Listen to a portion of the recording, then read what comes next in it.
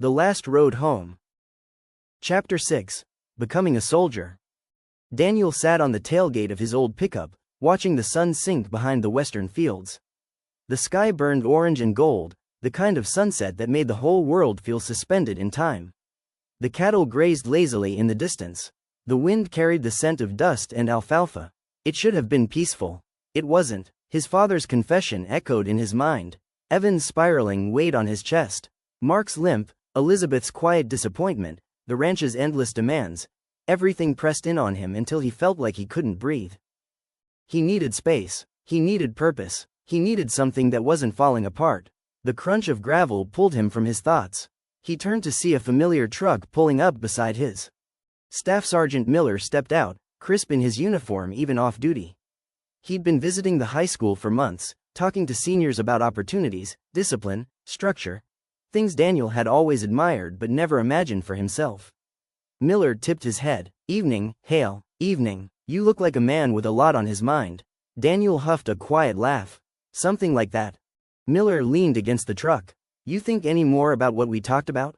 Daniel didn't answer right away. He watched the sun dip lower, the sky deepening into a bruised purple. "I don't know if I'm the kind of guy the Army wants." Miller raised an eyebrow. "Hard-working ranch kid? Knows discipline? Knows responsibility? Knows how to push through pain? Son, you're exactly the kind of guy the Army wants." Daniel swallowed. "My family needs me. Families always need something," Miller said gently.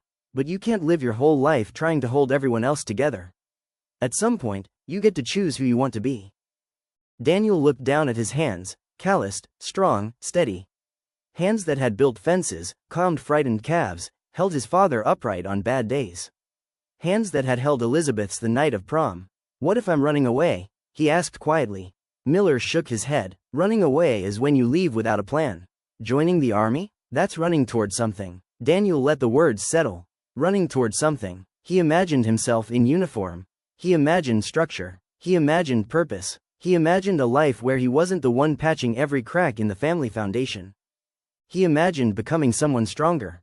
"Basic training isn't easy," Miller said. "But you'd do well. You've got grit." Daniel exhaled slowly. "If I go, what happens here?"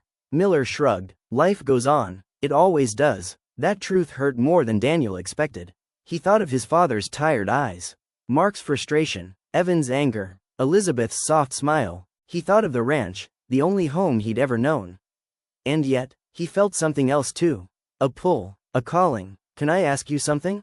Daniel said. "Shoot. Why'd you join?" Miller's expression softened. "Because I needed to become someone I wasn't yet.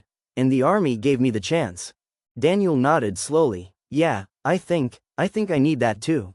Miller smiled. "Then come by the office tomorrow. We'll get the paperwork started." Daniel hesitated only a moment before saying, "Okay." The word felt like a door opening. Miller clapped him on the shoulder.